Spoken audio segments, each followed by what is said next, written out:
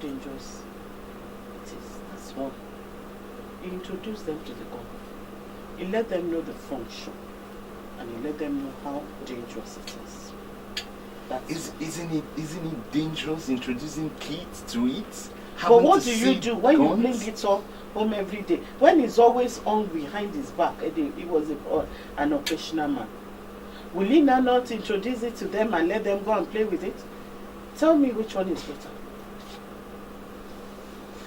Let them know. When Africa, is Nigeria, is either you open their minds to it. When you see guns, like children, yes, they get afraid. But he made them afraid of. It's not as if they are not afraid of it, but he made them to know that don't play with it behind my back.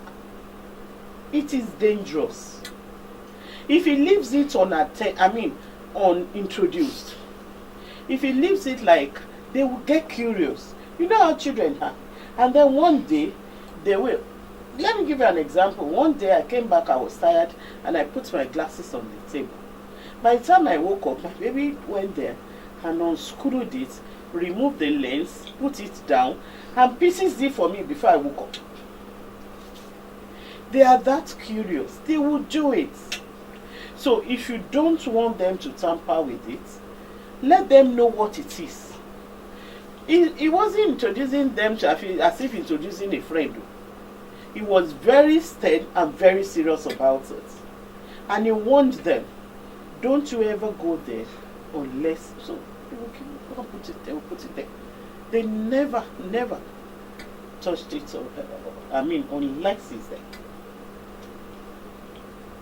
there. There's no way you can do about it.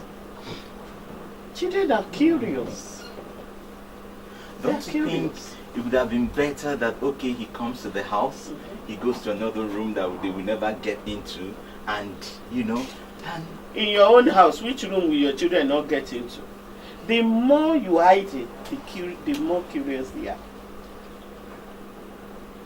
The more you try to hide it, you will arouse their curiosity, and then they will go and look for it. They will go and look for it. So it's better you let them know. Now, going by their ways of life, of course, he's a force man, and you have mentioned that he's an operational man, which means giving others, he's used to receiving others and giving others. Any other thing apart from that is not part of his life. How do you come to this stance with such kind of person, Yes. You have never been trained as a police officer. Therefore, how do you come to this stance with such? You train yourself if you don't want too much wahala. Like sometimes I used to remind my husband, if he says something happens and he's not there, and he wants to ask you, he will ask you, you will tell your story, and then in 2 minutes he's calling you back, come and tell me again. The third time when he will say, come and repeat yourself again, I say, Daddy, you are not in the station. You are at home. I'm not repeating myself. I've already told you what happened. I'm not a criminal. And so as the children were growing up, Daddy, I'm going to tell you only once. Yeah, this and this and this and this. Of course, he will not end it there. He will go back to their room. Hey, that theory you were trying to tell me that happened from school. What did this say happened? So as I told you, Daddy, that was how it happened. I will laugh over it. He will not get away from that line. He will do it again until you're tired. But the point is, you get used to him. They are like that. They like to get to the bottom of it. No matter how simple it is. You burnt soup, sorry. I just said I should quickly answer a call before I could come back. You say, hey, what did you say you were doing when the soup burned? I was answering a call. For how long did you stay there that the soup? I said, Daddy, it's not long. No. I just want to know.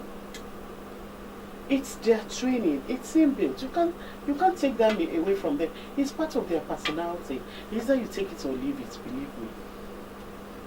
Commanding tone is no longer. I don't even know when they command me or not again because I hear the same voice.